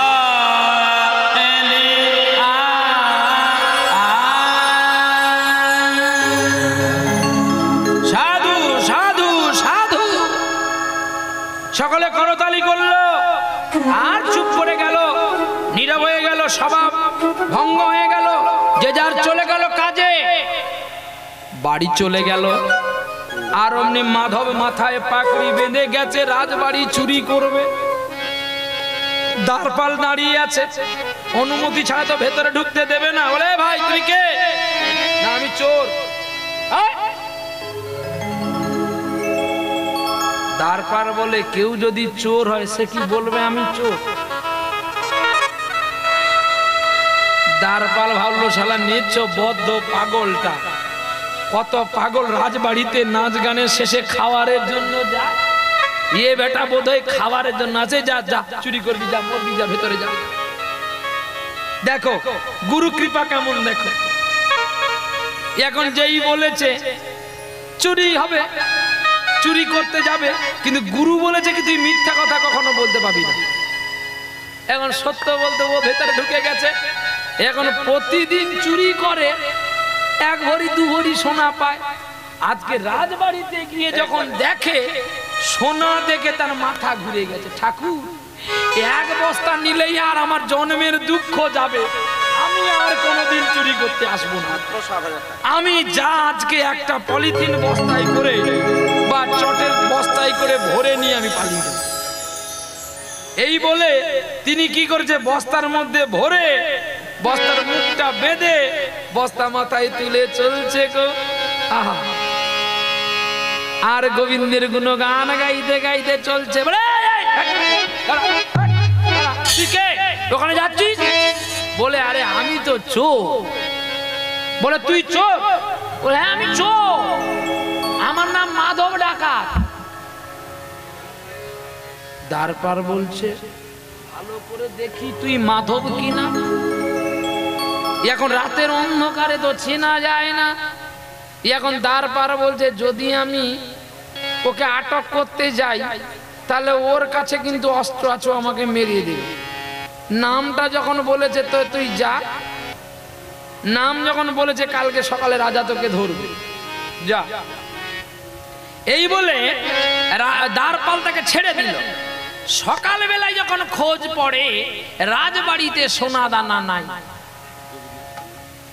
তখনই খোঁজ পড়েছে যে কে এসেছিল দ্বারপালকে বলছে তোমরা থাকতে থাকতে ঘরের ভেতরে কে ঢুকেছে দ্বারপাল তখন বলছে মহারাজ আমাদের ক্ষমা করবেন চোর যে বলে আমরা চুরি করতে যাব আমরা বুঝবো কি করে মিথ্যে কথা বলছো মহারাজ আপনারা আমার মৃত্যুদণ্ড দেন তাতে আমার দুঃখ নাই কিন্তু আপনাদের গ্রামের শেষ প্রান্তে ওই নবগ্রামে একটা ছেলে নাম তার মাধব ডাকাত ওই মাধবী আমাকে বলল আমি চুরি করতে যাব তাই আমি ভাবলাম ওই পাগল হয়তো কারণ প্রতিদিন তোমার রাজপ্রাসাদে কত মানুষ যায় খাওয়ার জন্য দুটো প্রাণ বাঁচাবার তরে তাই আমি ভাবলাম ও হয়তো পাগল আচ্ছা মহারাজ আপনি বলুন কেউ যদি চুরি করতে যায় সে কি বলবে আমি চোর বলছে না মানে আমি ভাবলাম তাহলে ও মজা করেছে আমি ছেড়ে দিয়েছি ও তো বস্তায় ভর্তি করে নিয়ে চলে গেছে বড় তো কায়দা আছে কথাটা হ্যাঁ ভগবান মহারাজ চিন্তা করলো যে চোর সে যদি সত্যি কথা বলে তাহলে এটা ও স্বভাবে চুরি করেনি এ তাহলে অভাবে চুরি করেছে তাহলে আমার কর্তব্য ওকে বন্দি করে না নিয়ে এসে ওকে পালকিতে করে নিয়ে আসো আর আর গুরুদেব যাওয়ার সময় আরো দুটা কথা বলে গিয়েছিল, মাধব তুমি যে প্রতিদিন পতিতালয়ে যাও, যদি আমার কথা মতো মেনে চলো তাহলে তুমি একদিন বড় গুণের মানুষ হবে। নাকি না তুমি যে প্রতিদিন ওই যে পতিতা নারীর কাছে যাও, যাওয়ার সময় তোমার স্ত্রীকে সঙ্গে নিয়ে যাবে না, সে কি না তুমি দরজার বাইরে তোমার স্ত্রী থাকবে আর দরজার ভেতরে তুমি আর ওই পতিতা নারীটা থাকবে। আচ্ছা আমাদের ঘরে যদি হতো কেউ মেনে নিত, আপনারা মেনে নিবেন? স্বামী যদি যায় পতিতালয়ের ঘরে দুশ্চরিতা নারীর কাছে, আপনারা মানতে পারবেন? এটা লীলা নয় বলুন না, এমনি কথাটা বলছি, আপনারা মানতে পারবেন? কিন্তু আমাদের গ্রামে একটা মেয়ে মেনেছিল নদিয়াতে, নাম তার বেদবতী। সে মানেনি, সে ছেড়ে দিয়েছিল লক্ষ্য হীরার কোলে। এই জন্য নদিয়ার মানুষ গর্বিত, আমরা মহাপ্রভু দেশের মানুষ। সব দেশে মহাপ্রভু জন্ম হয় না। কেন হয়েছিল জানো? বেশি মানুষ মদ্যপান করতে বলে সেই দেশে মানুষ বেশি নেশা করত বলে, ধর্মের প্রতি অধর্মের ব্যবহার করত বলে, তাই মানুষজনকে রক্ষা করার জন্য চৈতন্য স্বয়ং এসেছিল। ওদিকে চলছে গো, পতিকে সঙ্গে নিয়ে যাবি। আর একটা কথা বলি, তুই যখন মদ খেতে যাবি, ওই তোদের ওই বাজারটা কি বাজার বলেন আপনারা? হ্যাঁ, এড়াল বাজার না, ময়নি বাজারে যাবি। ময়নি বাজারে গিয়ে মদ খাবি না, মদ ওখানে খেলে তুই মরে যাবি। বলে কেন? না মদের মধ্যে বিষ আছে। মদ খাবি যদি যেখানে মদ তৈরি হয় ওই মদের ভাটিতে গিয়ে খাবি। বলে সে কি গুরুদেব? বলে হ্যাঁ, না ও যে সিল করা আছে না, প্যাকেট চালের ভেতরে কতগুলো পোকা আছে সেটা কি বাইরে থেকে দেখা যায়? বলে ভালো চাল প্যাকেট করা আছে, গোবিন্দের ছবি লাগানো আছে, ছবি দেখে তো সকলেই কিনে নিয়ে যায়। আপনারা ভগবানকে ভালোবাসেন না, ভগবানকে নিয়ে মজা করেন। বলে কেন? না মানুষ এত জানোয়ার হয়ে গেছে, ভগবানের বুকে আর মুখে চরণ দিতে দ্বিধাবোধ লাগে না, শুধু নামে শুধু প্রণাম করে লোক দেখাবার তরে, যাতে একটু পেটটা আমার ভরে। তাই গৌরী হিসাবটা বুঝে নিবেন তো, মানুষ কেমন অধর্মের প্রতি হয়ে জানোয়ারের চেয়ে খারাপ হয়ে গেছে। দেখুন মানুষের কোম্পানি চলছে না বলে পোকা চালগুলো গোবিন্দের ছবি লাগিয়ে গোবিন্দ ভোগের চাল। আচ্ছা কে না নেবে বলুন? যখন ট্রাকে লোড হচ্ছে, লেবাররা যখন লোড করছে, ভগবানের কি আর লক্ষ্য আছে? মানে ভগবানের প্রতি কি আর লেবারের লক্ষ্য আছে? তার তো তাড়াতাড়ি করে ট্রাকটা লোড করতে পারলে ট্রাকটা বেরিয়ে যাবে। তাই ভগবানে কখনো মুখে পা দিয়ে দিচ্ছে, কখনো বুকে পা দিয়ে দিচ্ছে। তাহলে আপনারা মিথ্যা কেন ভগবানকে এনে এখানে ঘটা করে ঘটোত্তোলন করে পুজো করবেন? দরকার নেই। আজকে যেখানে নামযজ্ঞ হচ্ছে, আপনারা দেখবেন ধূপের ঠোঙায় কত ভগবানের ছবি আছে। নামযজ্ঞ শেষ, ধূপ কাঠি শেষ, ফেলে দিয়েছেন ডাস্টবিনে, দাঁড়িয়ে দাঁড়িয়ে ভগবানের মুখে পেচ্ছাপ করছেন। ভগবানের জন্য আমরা কোথায় গেছি বুঝতে পারছেন?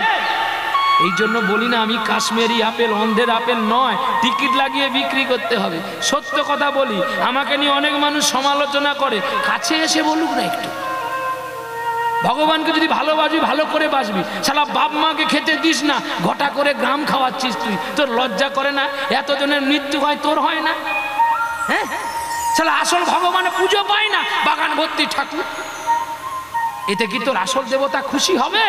তুই যতই যাও না মন্দির মসজিদ, যতই করো গঙ্গা স্নান, মা বাবাকে না বাসলে ভালো হবে না খুশি ভগবান। তাই শোন, মদ যদি খাবি তুই, তাহলে তুই মদের ঠেকে গিয়ে খাবি। গুরুদেব যখন বলেছে তাই ভালো। চুরি যখন হয়ে গেছে, এবার মদ্যপান করতে যাই। এইবারে মদ্যপান করতে চলছে। হরে কৃষ্ণ হরে কৃষ্ণ কৃষ্ণ কৃষ্ণ হরে হরে। দেখো দেখো ভূতের মুখে গোবিন্দের নাম।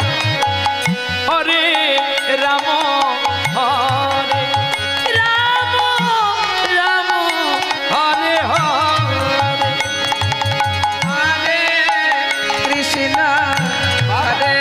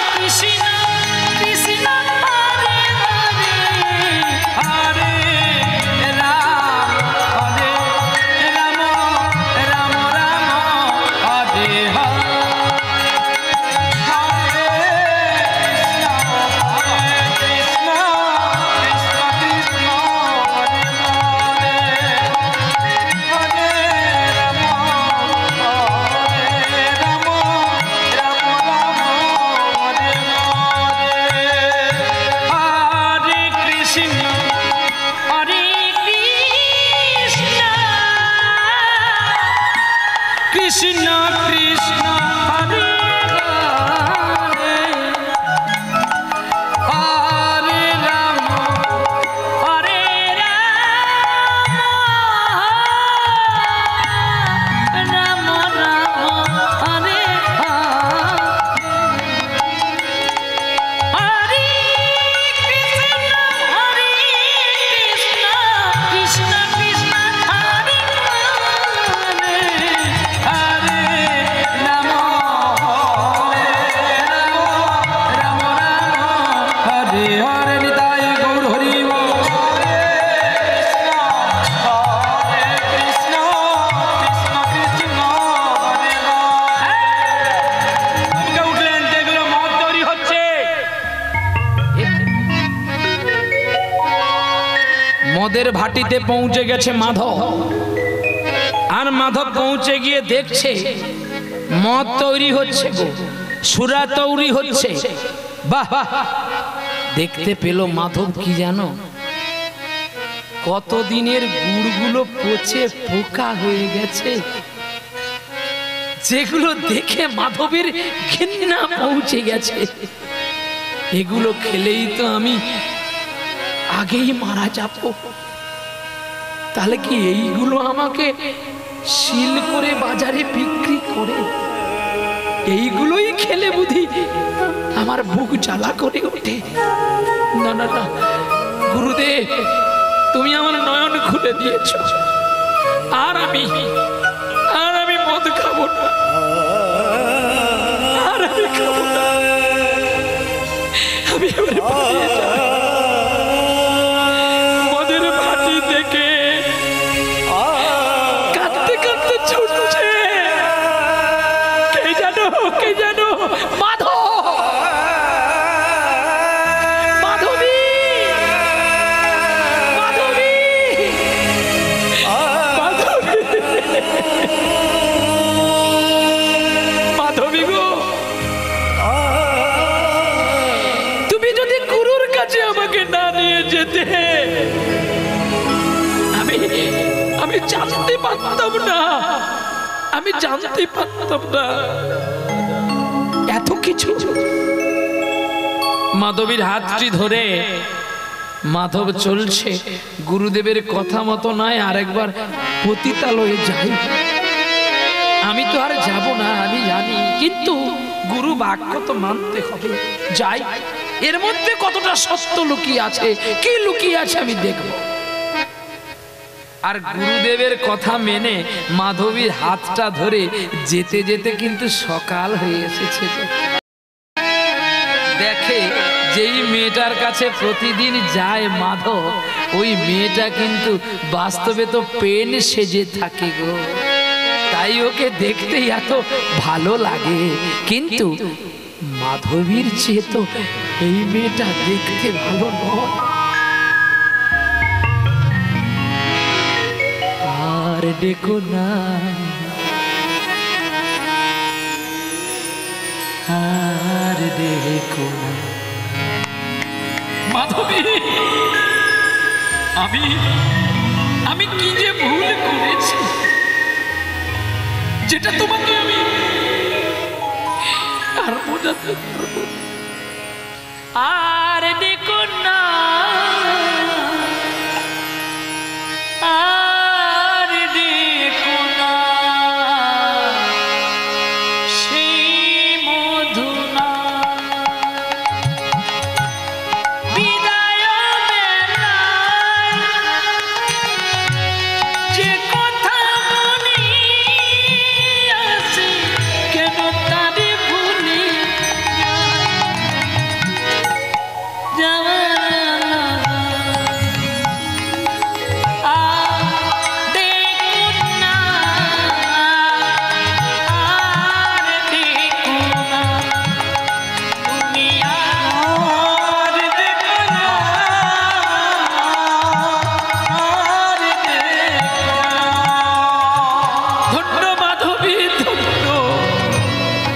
তোমার জন্য আমি সব ফিরে পেলাম,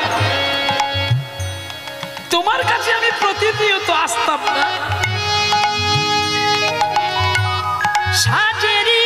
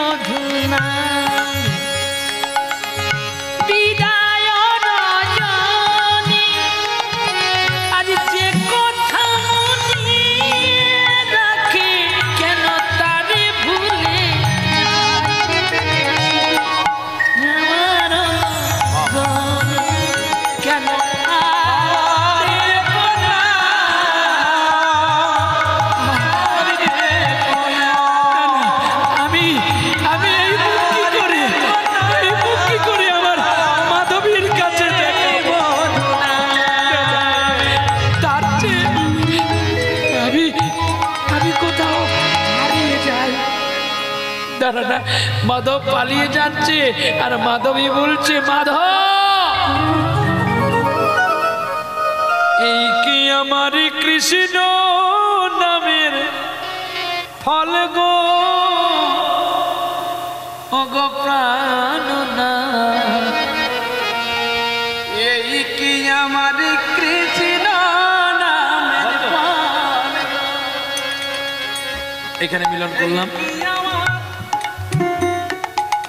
নাকি আদেশ হয়ে গেছে